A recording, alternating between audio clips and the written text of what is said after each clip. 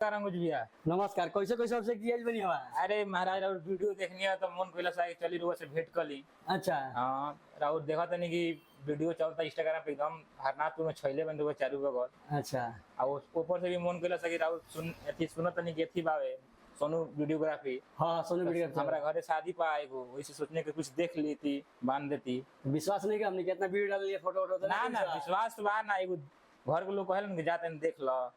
अच्छा हां ठीक बात का दिखाई रहुआ के हम अब का दिखाई वीडियो तो होई ना कहीं एल्बम में रखले कहीं तो दिखाई एल्बम वीडियो वाले की पेन ड्राइव घर रखले बनी। हाँ। दूसरा पार्टी के लगी एल्बम हमारा लगी पार्टी के पॉल भरो के दिखाए तनी। हाँ, दिखा एल्बम के काम ठीक बा। हां देखिए हई एल्बम बा एगो पार्टी भी है छपरा के पेमेंट हो गइल बा। छपरा के हां छपरा के हम दूर दूर हां छपरा की पार्टी के पेमेंट हो गइल बा। हाँ। और वहां के घरे नहीं कोनो काम से गइल बनी तो हम रखले बनी। देखिए रोक दिखाओ तनी वहाँ के आम तो ही दिया जाए। देखिए मेन लोगो बाबे ही रिंग लिखल बा। हां रिंग लिखल बा श्रीमनिया विशाल सोनी ठीक बा। ई एकर मेन फ्रंट बाबे ठीक बा।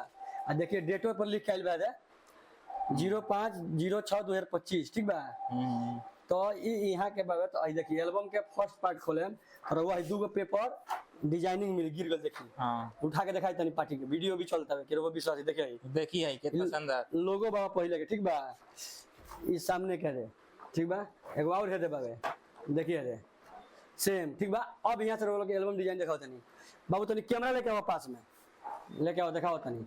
देखिए खोलनी फर्स्ट पेज देखिए सगाई के हवे ठीक बा। देखिए सगाई के हो सगाई के एल्बम हो पार्टी के देवे के बा।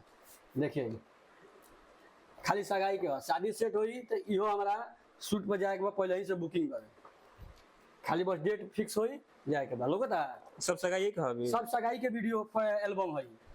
ई सगाई के हो आई जे मालूम है कहां जीरा देवी मैरिज हॉल में शूट भइल बा। हां और ई सोनू बाबू के सब एल्बम खींचल हुआ फोटो खींचल है सब सोनू बाबू खींचल है। सोनू बाबू नहीं घरे मोबाइल में खाना खाए चल दुकान पर ठीक बा। देख ली रिंग बाबा रिंग पहनावल बा होता है रिंग दिखा के हमनी के काम में तनी टाइम देन तो बढ़िया काम करम जा हमनी के टाइम चाहिए। आ हमनी के तो और एल्बम हमनी के बढ़िया बनाम जा काहे कि हमनी के वही खातिर जाता नहीं जा ठीक बा। देखिए पोज पोज सभी मैरिज हॉल के पूजा अभी और भी एल्बम रहला सब पार्टी के कम से कम 10 गो रहला अपना गांव के 2 आदमी के एल्बम एगो शादी में 2 एल्बम बना के देले बनी जा। बबन चाची के घर रहला बबली के शादी तो एल्बम दिया गेल वीडियो डालाइल बा देख ले। देखिए ई सब गिफ्ट के साथ भी बा हमनी के जितना टाइम रहो देम उतना बढ़िया काम को हमनी के देम जा। देखिए खाली पोज खातिर बाकी तो हमनी के सब क्लिक कर रही फटफट। देखिए एनिवर्सरी केक टाइप कटल भाई देखिए खियाओ भी बा केक कटल बा तो ई बात है। और ये देखिए पोज तो ये एल्बम खत्म हो गई। रउआ अब कैसा लागल देखिए लास्ट पोज में हई बाबे एल्बम के ठीक बा।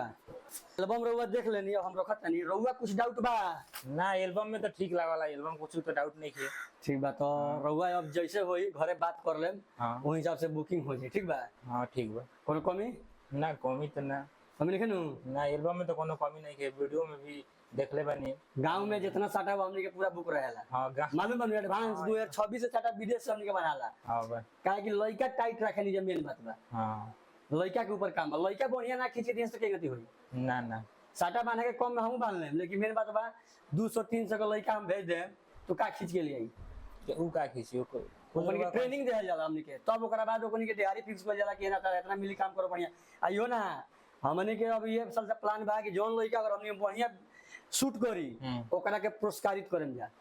हां सही सोनू वीडियोग्राफी द्वारा जोन लइका अगर चाहिए सर ओ लइका के हमनी के पुरस्कारित करम जा मान सम्मान और दिए कि हे लेवल में तू खींचले बड़ा बढ़िया कइले बड़ा। हां ठीक है लइका गौरी मन बड़ी ठीक बात रहो बुकिंग करे कोई तो बोले। हां ठीक बा हर हर महादेव।